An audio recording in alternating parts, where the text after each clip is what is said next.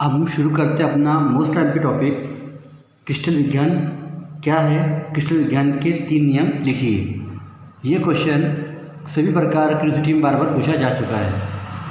अथवा में आ सकता है शॉर्ट नोट्स के रूप में। निम्नलिखित पर टिप्पणी लिखिए। अंतराफलक कोणों की स्थिरता का नियम, ये देखो आप सागर में पूछा गया है। परिमेय घातांक का नियम तथा वायसंक एवं मिलर सूचकांक। उसके बाद और आगे क्वेश्चन है शॉर्ट नोट्स में सममिति का नियम या क्रिस्टल के सममिति तत्व।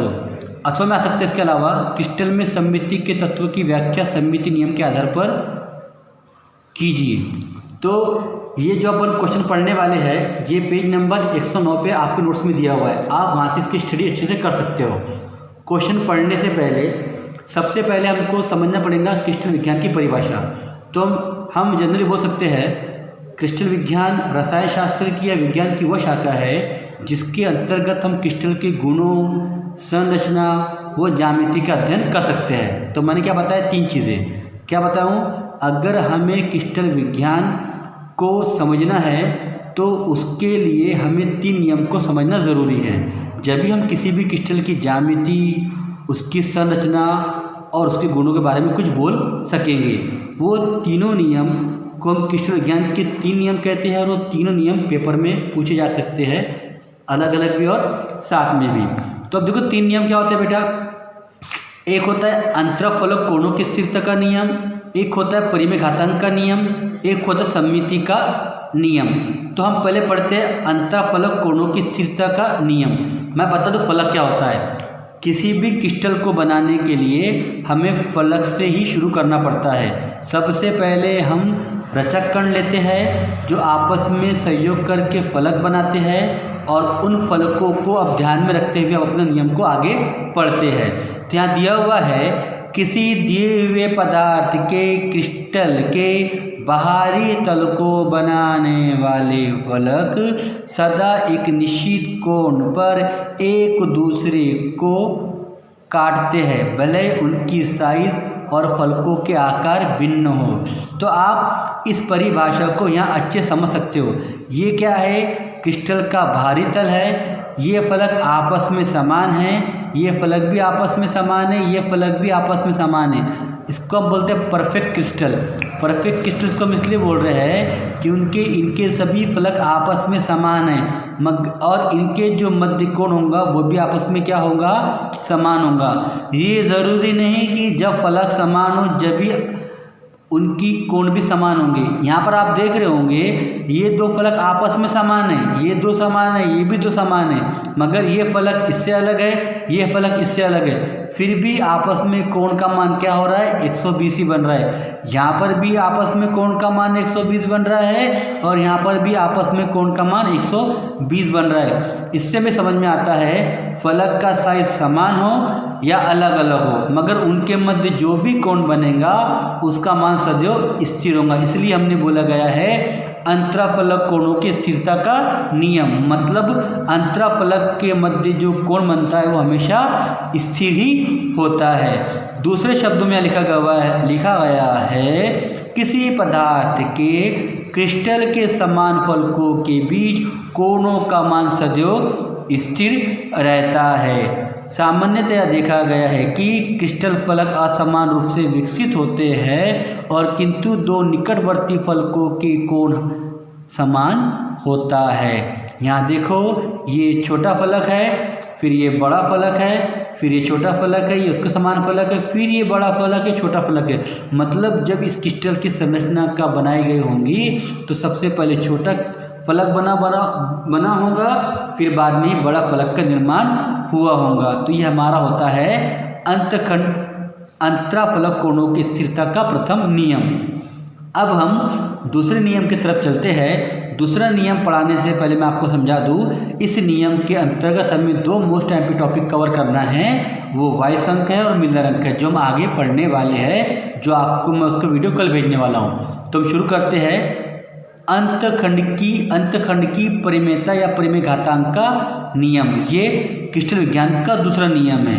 यहाँ लिखा हुआ है यह क्रिस्टल विज्ञान का दूसरा नियम है। इसे जे हाय ने सन 1784 में प्रस्तुत किया था। इसके आधार पर फलकों का नामकरण किया जा सकता है। इस नियम के अनुसार क्रिस्टल अक्ष पर क्रिस्टल के किसी फलक के अंतखंड या तो इकाई अंतखंड ABC के बराबर होते हैं या उनके सरल गुणांक होते हैं। अब ये जो दो लाइन लिखी है इसको समझने के लिए हमें डायग्राम को ध्यान में रखना होगा। आप ये डायग्राम को थोड़ा ध्यान में रखिए।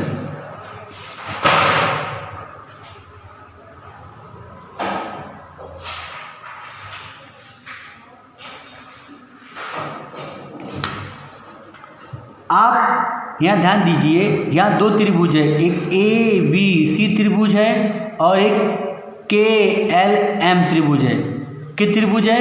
दो त्रिभुज। बोलो कौन कौन से? ABC और KLM। अब इन त्रिभुजों को हम ध्यान में रखते हुए है और आपको बताया गया था इससे पहले कि जो उनकी कोण लंबाई है या अंतखंड है, एक तो वो इकाई होगा या उसका सरल गुणक होगा। तो आपको मैं बता दूं, इस डायग्राम को देखने पर आपके सामने कुछ बातें क्लियर होंगी। जो हमारा त्रिभुज ABC है उसके 3 अंतखंड है। कौन कौन से अंतखंड है आप देखिए।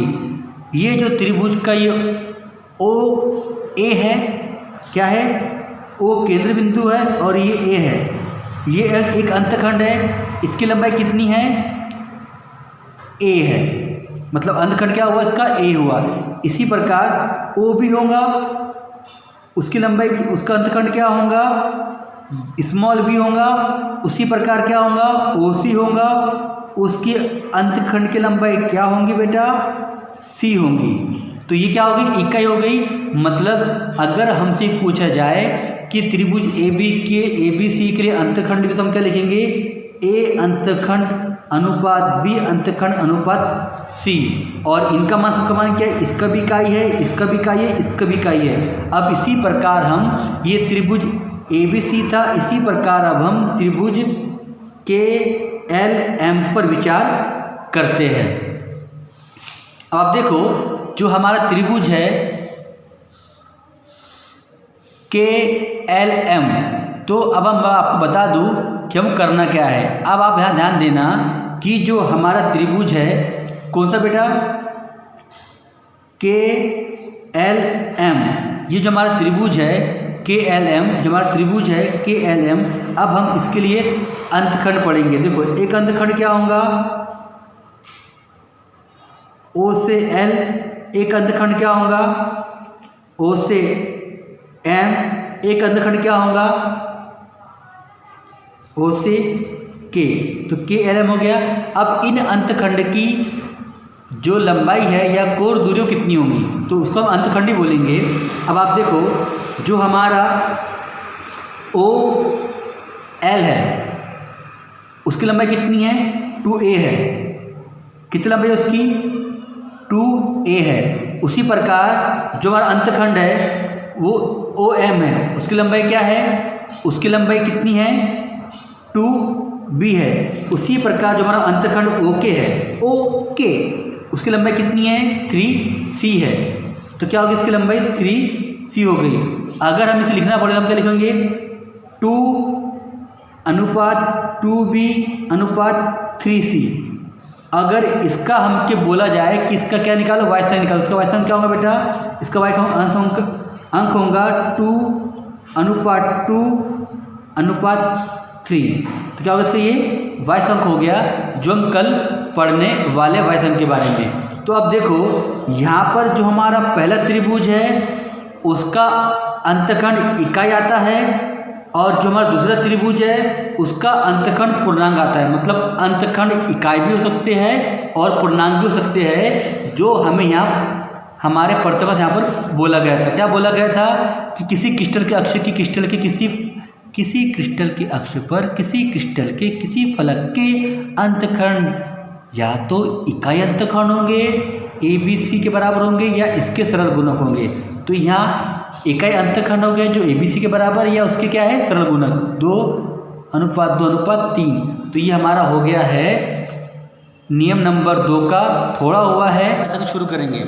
वाइस अंक और मिलर अंक एग्जाम में आते हैं। मैं बता दूं, जो हमारा वाइस अंक होता है उसका व्युत्क्रम मिलर अंक होता है, ये बात आप ध्यान रखें। तो हमें वाइस अंक और मिलर अंक समझने से पहले एक घनी क्रिस्टल पर विचार करना पड़ेगा।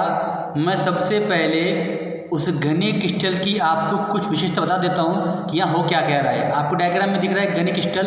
तो देखो, हम लोग एक घनी क्रिस्टल ABCDEFGH पर विचार करते हैं जिसका केंद्र बिंदु O है। अब हम लोग बात करते हैं जो फलक ABCD है वो x अक्ष पर बनी है और K बिंदु पर वो कटती है। इसी प्रकार हमारी फलक जो है ABEF है जो y अक्ष पर बनी है और L बिंदु पर कटती है। उसी प्रकार हमारी जो फलक है ADEH वो z अक्ष बनी है और A बिंदु पर कटती है। तो इसका अंतखंड क्या होगा? OM, इसका अंतखंड OL और इसका अंतखंड OM, और जो आपस में कैसे होंगे? बराबर होंगे।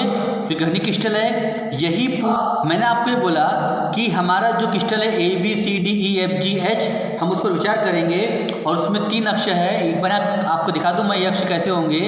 ये x अक्ष है, यहाँ ABCD बनेगा और जो K बिंदु पे काटेगा और इसका अंतखंड OK होगा। उसी प्रकार y अक्ष पर ABFE फलक है जो L बिंदु पर कटता है, इसका अंतखंड OL होगा। उसी प्रकार ये z अक्ष पर है जो फलक AEHD पर है, AEHD फलक z अक्ष बनता है जो M पर कटता है और उसके लिए अंतखंड OM होगा, इसके लिए OK होगा, इसके लिए OL होगा और इनका मान क्या होगा? इकाई होगा।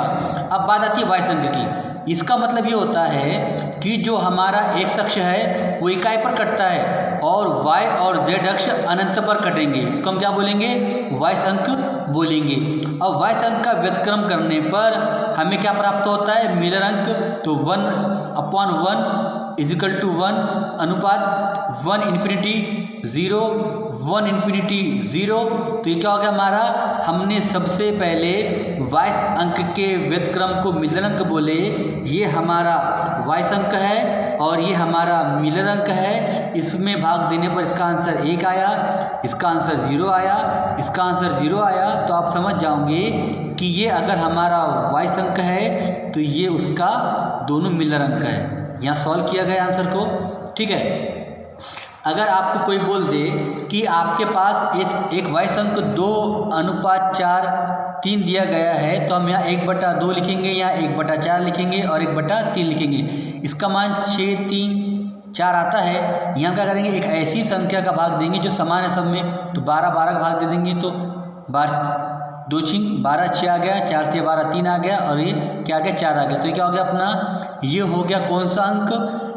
ये हो गया अपना वाइस अंक और ये हो गया अपना मिलर अंक। तो यहाँ हमारे दोनों नियम कवर हो गए। तो आपको बता दूं मैं, किससे पहले हम लोगों ने क्या पढ़े थे? क्रिस्टल ज्ञान का प्रथम नियम पढ़े थे, वो क्लियर हो चुका था।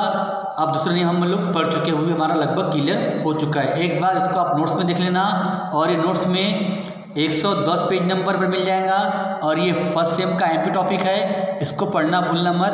वाइस अंक और मिलर अंक कई बार एग्जाम में पूछे गए हैं शॉर्ट नोट्स के बारे में। तो वाइस अंक निकालते कैसे ये मालूम हो गया आपको, और कैसा कैसा क्या लेना सब पता है आपको। कि एक बार मैं रिपीट कर दूं कि हम लोग एक ऐसा क्रिस्टल लेंगे जो हमारा क्या है? ABCDEFGH है। एक हमारा क्रिस्टल है, इसमें 3 अक्ष है x y z। एक अक्ष ABCD फलक पर बनता है और y अक्ष पर ABFE फलक बनता है और z अक्ष पर AEHD फलक बनता है जो K पर कटता है, ये M पे कटता है, ये L पे कटता है और ये M पे कटता है। इसका अंतखंड OK होगा, इसका अंतखंड OL होगा, इसका अंतखंड OM होगा, जिनका मान आपस में इकाई होगा। इस लाइन का मतलब ये है कि जो हमारा एक्स अक्ष है वो इकाई पे कटेगा और जेड और वाई अक्ष अनंत पे कटेगा। अगर इसका व्युत्क्रम लेंगे तो ये मिलर का बन जाएगा, अब भाग देंगे तो इसका अंक ये आ जाएगा। तो ये वाई संख्या का मान है और इसी वाई संख्या का ये मिलर अंक का मान है जो आपने कर लिए है। एक बार आप डायग्राम पर फोकस कर दो, मैं बता दूँ आपको कि देखो ये अपना कौन सा है, ए बी सी डी है जो एक्स अक्ष बनता है और के पे कटता है, इसका अंतखंड ओके होगा। इसी प्रकार ये हमारा ए डी ई एच है, फलक है जो वाई जेड पर बनता है और इसका कटान बिंदु एम होगा और अंतखंड ओ एम होगा। उसी प्रकार हमारा जो अक्ष है ए बी ई एफ ये वाई पे बनता है, इसका कटान बिंदु एल होगा और अंतखंड ओ एल होगा। तो ये हमारा हो गया यहाँ तक वीडियो पूरा, और अब जो बचा हुआ तीसरा नियम हो कल पढ़ लेंगे। Thank you.